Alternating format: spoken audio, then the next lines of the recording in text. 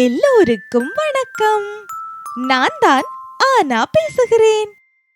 நான் தான் தமிழ் நெடுங்கணக்கில் முதலாவதாக வைக்கப்பட்டுள்ளேன்.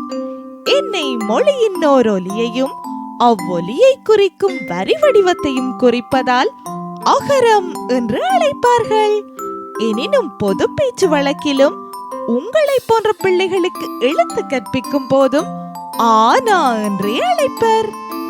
என்னை பயன்படுத்தித்தான் நாம் எமது அம்மா, அப்பா, அக்கா, அண்ணா போன்றோரை அழைப்போம். என்னை தமிழ் எழுத்துக்களில் உள்ள உயிரெழுத்து, மெய்யெழுத்து எனும் 2 வகைகளில் உள்ள உயிரெழுத்து வகையில் சேர்த்துள்ளனர். ஒலிக்கும் கால அளவின் அடிப்படையில் குற்றெழுத்து அல்லது குறில் எனவும் சிலர் என்னை வகைப்படுத்துவர். நான் எப்போதும் ஒரு மாத்திரை அளவுடனேயே ஒலிப்பேன்.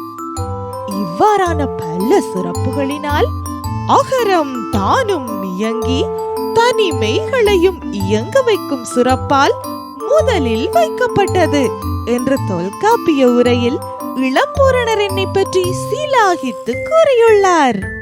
தற்கால மொழியியலின் அடிப்படையில் தொண்டையினூடாக வரும் காற்று நாக்கு கீழே படிந்திருக்க வாயில் தடையின்றி வெளியேறும் போது உருவாவதே அகரமாகும்.